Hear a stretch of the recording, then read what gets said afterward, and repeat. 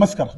वसई विरार शहर महानगरपालिकेने आता जे काही घरपट्टी पाठवलेली आहे ह्यामध्ये 2-3 प्रकारचे कर म्हणजेच पाणी कर, शिक्षण कर आणि मलनिस्सारण कर ह्या बाबतीत वसई विरारच्या पश्चिम पट्ट्यातील लोकांनी आता आपसामध्ये आणि काही कार्यकर्ते यांना भेटून हा कर का लावलेला आहे, हा कर कसा कमी होईल आणि हा कर लावल्यानंतर तुम्ही आम्हाला कोणत्या प्रकारची सेवा देतायत ह्याविषयी विचारपूस करण्यास सुरुवात झालेली आहे.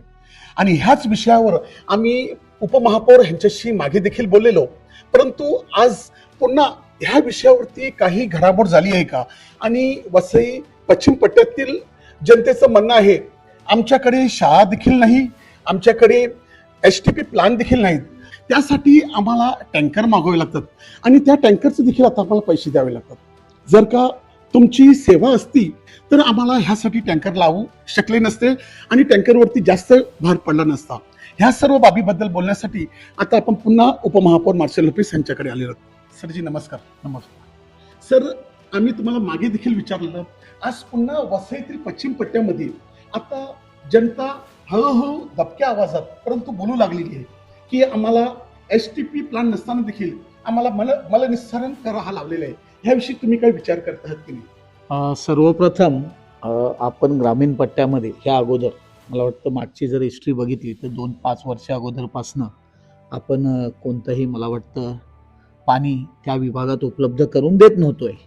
परंतु आता हळूहळू म्हणजे बोळीन, उमराळा, नानबाट, कोपराडच्या काही भागात वटार या ठिकाणी आहे आणि आपल्या वाघोली, निर्मळ, भुईगाव या ग्रामीण पट्ट्यामध्ये आता आपण स्टँड पोस्टने पाणी द्यायला सुरुवात केलेली आहे. एखादा त्या ठिकाणी जे आपण जी पाईपलाईन केलेली आहे जवळजवळ मला वाटतं 20 ते 25 कोटीपेक्षा जास्त खर्च त्या पाईपलाईनसाठी झालेला आहे. काही पाईपलाईन आपण अमृत 2 मधनं केलेली आहे, अमृत 3 मधनं केलेली आहे आणि काही पाईपलाईन आपण महानगरपालिकेच्या खर्चाने केलेली आहे. त्यामुळे हा पाणी देण्यासाठी हा लाभकर हा ग्रामीण भागात लागत आहे. म्हणजे आम्ही पूर्णतः चौकशी केलेली आहे. सर्वप्रथम हा झालेला ठराव 2025ला झालेला ठराव आहे. 2025ला प्रशासकीय राजवट असल्यामुळे तो झालेल्या ठरावात आम्ही काही करू शकत नाही आहे. आज सुद्धा आम्हाला वाटते जर महाराष्ट्र शासनाने जर आम्हाला सहकार्य केलं तर आम्ही 100% हा लाभ कर, तो पाणीपट्टी असू दे किंवा STPचा कर असू दे किंवा शिक्षण कर आम्ही 100% माफ करण्यासाठी प्रयत्न करू. परंतु शाळा नाही आहे म्हणून शिक्षण कर देऊ नये असा विषय नाही आहे. आपण शिक्षण कर यासाठी देतोय की ह्या संपूर्ण महाराष्ट्रामध्ये ज्या ज्या आपल्या शाळा आहेत त्या शासनाच्या ज्या ज्या शाळा आहेत, जिल्हा परिषदेच्या असू दे, महानगरपालिकेच्या असू दे, या शासनाच्या ज्या शाळा आहेत ह्यासाठी सर्व शिक्षकांना जी सॅलरी असते, जो पगार असतो हे महाराष्ट्र शासन देत असते.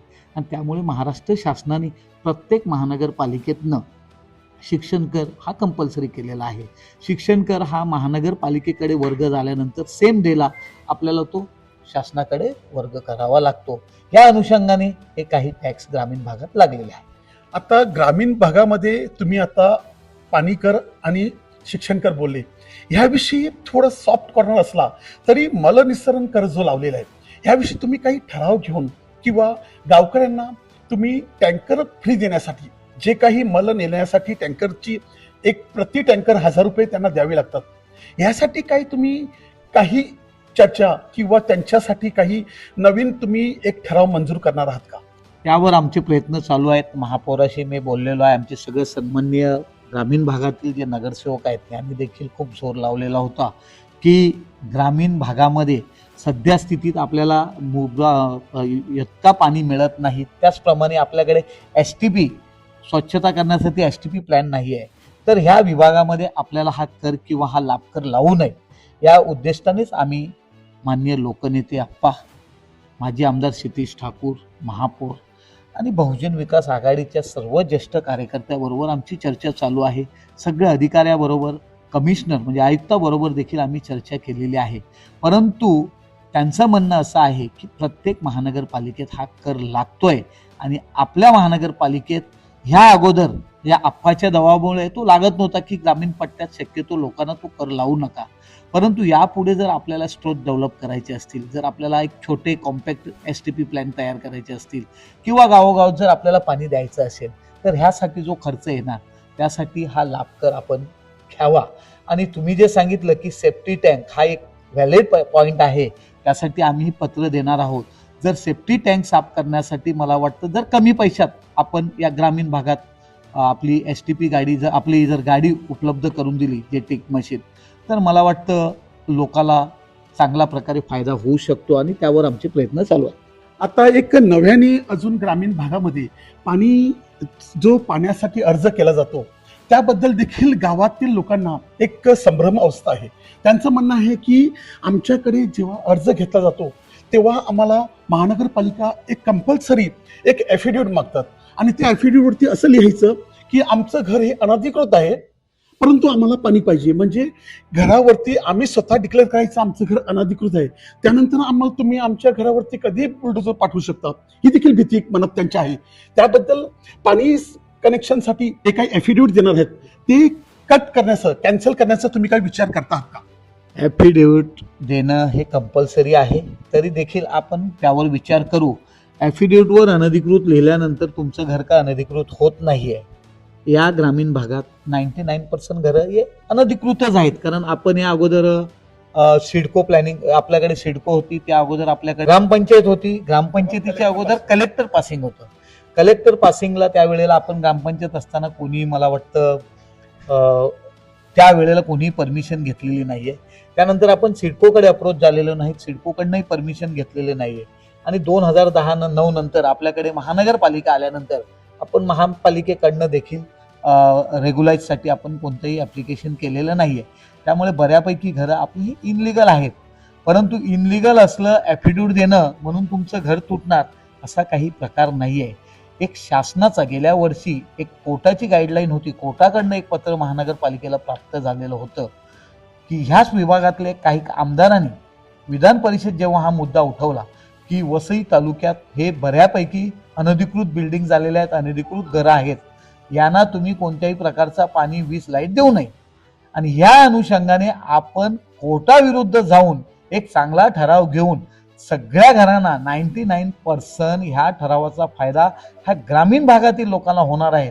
कारण ग्रामीण भागातील लोकांकडे ऑफिशियली पेपर नाही आहेत, परमिशन नाही आहेत, आणि त्यासाठी आपण तो ठराव घेतलेला होता. आणि मला वाटतं ग्रामीण पट्ट्यात घरोघरी पाणी मिळावा म्हणून तो आपला ठराव आपण घेतलेला होता. आणि त्या अनुषंगाने जर ते ॲफिडेविट द्यायला लावलं तरी मला वाटत नाही आहे. हे बघा, हे सगळं आपलं अस्तित्व संपल्यानंतर कुठेतरी आपलं अस्तित्व राहावं म्हणून लोकात जाणं, नागरिकांना भटकावणं हे प्रकार करू नयेत. या अगोदर महानगरपालिका ज्या वेळेला येणार होती त्यावेळेलाही 2008-9ला ह्या लोकांनी काय केलं? तुमच्या गायीवर टॅक्स लागणार, तुमच्या म्हशीवर टॅक्स लागणार, तुमच्या झाडावर टॅक्स लागणार, सगळ्या लोकांना भडकवलं आणि महानगरपालिकेला देखील विरोध केला. आज सगळी जनता महानगरपालिकेत खुश आहे. रोजचा कचरा उचलला जाते, आता पाणी कमी होतं, पाणी आपण देत आहोत, चांगली डेव्हलपमेंट चालू आहे. आज ग्रामीण भागात ग्रामपंचायतीचं उत्पन्न काय होतं? आपले सरपंच साहेब बसलेले आहेत, त्यांना विचारा ग्रामीण भागामध्ये त्या वेळेला कोपराड ग्रामपंचायतीचं उत्पन्न किती होतं? 1,00,000 ते 2,00,000 रुपये. अशा वेळेला एका ग्रामपंचायतीमध्ये आज 2-2, 10-10, 20-20, 25 कोटी रुपयाचं कामं केलेले आहेत. त्या ग्रामीण पट्ट्यात 200 ते 250 कोटीचे विकास कामं महानगरपालिकेने केलेली आहेत. सगळी जनता आज आनंदी आहे. जे काही थोडेफार विषय आहेत पाण्याचा आणि मनविसारक टॅक्स आहे त्यावरही 100% आम्ही प्रयत्न करू आणि चांगला मार्ग आपल्या ग्रामीण लोकांसाठी देऊ. आता एक शेवटचा आणि ग्रामीण भागाचा एक मनामध्ये असलेला असा विषय आहे की आपली इथे ग्रामपंचायत काळात जी घरं आहेत ती घरं कायम होण्यासाठी आणि त्या घराला अधिकृत दर्जा मिळण्यासाठी तुम्ही अधिकृत दर्जासाठी काही प्रयत्न करणार आहात का? आम्ही 2024ला ज्या वेळेला मंत्रालयात मीटिंग झाली त्यावेळेला माननीय लोकनेते आमदार क्षितिज ठाकूर, आमदार राजेश पाटील आणि आपले त्यावेळेचे कमिशनर पवार साहेब आणि आमची बहुजन विकास आघाडीची संपूर्ण टीम, मी स्वतः देखील त्या ठिकाणी उपस्थित होतो. त्यावेळेला आम्ही अजितदादाबरोबर एक सभा घेतलेली होती आणि त्यांनी पिंपरी चिंचवडला जे घरं रेग्युलाइज केलेली आहेत त्या पद्धतीने महानगरपालिकेत ठराव घेऊन शासनाकडे पाठवून आपल्याला कशी आपली घरं रेग्युलाइज करता येतील यावर आमचे प्रयत्न चालू आहेत. सगळ्या आमच्या आप्पाचे देखील पत्र गेलेले आहेत. महानगरपालिकेतने आपण फॉलोअप घेत आहोत. जे काही आपल्याला आपल्या नागरिकासाठी चांगलं करता येईल ते 100% करण्याचा प्रयत्न आम्ही करू. आपल्यासोबत त्याच परिसरातले माजी सरपंच आणि आता सभापती रुमाव साहेब देखील आहेत. ते काय सांगतात ते आपण ऐकूया. साहेब, तुम्ही काय बोलाले ह्या सर्व गावातली जी आता परिस्थिती चालू आहे आणि गावच्या लोकांना जो त्रास आहे असं ते बोलतात, त्याबद्दल तुम्ही काय सांगता? गावाच्या परिस्थितीबाबत बोलायचं झालं तर गावाची परिस्थिती आता चांगली आहे. की नगरपालिकेचं जे काम चाललं आहे त्या मनाने लोक छान आहेत, की चांगलं बोलतात जे सुरुवातीला बोलतात त्यापेक्षा. पण आता जो पाणी कर लावला आहे त्या बाबतीत बऱ्याच लोकांचा विरोध आहे आणि खरोखर तो विरोध करायलाच पाहिजे की आम्हाला अजून पाणी मिळालं नाही आणि पाण्याचं कर कसं द्यायचं. मग बरेच नागरिक आमच्याकडे आले. आमचे सगळे नगरसेवक म्हणजे पश्चिम पट्ट्यातले आणि आम्ही 4 नगरसेवकांनी महापौर, उपमहापौर आणि आयुक्त यांना पत्र दिली आणि त्या बाबतीत विचारणा देखील केली की मल निसरणाचा आमच्याकडे काही फायदाच नाही आहे. आम्ही स्वतः टँकर मागवतो आणि त्याचे 1000 रुपये आम्ही भरतो. मग आम्ही कशाला द्यायचे पैसे टॅक्स? असे लोकांची जे काही मागणी होती ते आम्ही आमचे उपमहापौर, महापौर आणि आयुक्त यांच्याकडे पोहोचवले. असं करत असताना आम्हाला असं कळलं की हे राज्य शासनाचा निर्णय, जो टॅक्स लावला आहे तो राज्य शासनाचा निर्णय. आता राज्य शासनासाठी न्याय मागण्यासाठी आम्ही आमच्या पश्चिम पट्ट्याचे सगळे नगरसेवक जसं यांच्या कानावर घातले तसे आपले लोकनेते जितेंद्र ठाकूर यांच्या कानावर घालणार आहे की यांच्यातून आम्हाला मार्ग द्या, नाहीतर आमच्याकडचे लोक भरू शकत नाही. जे पाणीच मिळत नाही आणि त्याला पाणीपट्टे कसे भरणार? भले तो सेवा शुल्क असू दे किंवा पाईप, जेव्हा येतील तेव्हा आम्ही देऊ ना. लोकांची तयारी आहे, पाणीपट्टी द्यायची तयारी आहे, सेवा शुल्क, पण ते तुम्ही सेवा द्यायला पाहिजे ना. सेवा द्यायच्या अगोदरच जर घेत असाल तर ते चुकीची पद्धत आहे. ती चुकीची पद्धत बंद केली पाहिजे अशी आमच्या सगळ्या नगरसेवकाच्या पश्चिम पट्ट्यातली मागणी आहे, ती आम्ही आमचे लोकनेते जितेंद्र ठाकूरपर्यंत पोहोचवलो. तर आपण ऐकलं आज उपमहापौर मार्शल लोपिस यांचं म्हणणं आहे आम्ही जो काही टॅक्स लावलेला आहे तो शासनाच्या नियमाप्रमाणे लावलेले आणि आम्ही त्यावरती प्रयत्न करत आहोत की हा टॅक्स लावल्यानंतर लवकरात लवकर लोकांना सेवा कशी द्यायची. परंतु त्यांच्याच बाजूच्या ज्या नगरसेविका आणि नगरसेवक आहेत त्यांच्या वतीने आज डॉमिनिक रुमाव साहेब यांचं म्हणणं आहे की आम्हाला जोपर्यंत तुम्ही सेवा देत नाही तोपर्यंत आमच्याकडून टॅक्स घेऊ नका. आमचे जे मतदार आहेत, रहिवासी आहेत, त्यांना चांगल्यात चांगली सेवा द्या, त्यानंतर तुम्ही टॅक्स वसूल करा, आम्ही देखील तुमच्या सोबत राहू. परंतु आता तुम्ही हा टॅक्स रद्द करा आणि ह्यासाठी आम्ही लोकनेते जितेंद्र ठाकूर यांच्याकडे देखील जाणार आहोत, त्यांना देखील आमचं घरानं सांगणार आहोत. वसई लाईव्ह न्यूजसाठी दिलबी डाबरे, अब्दुल कलाम. नमस्कार.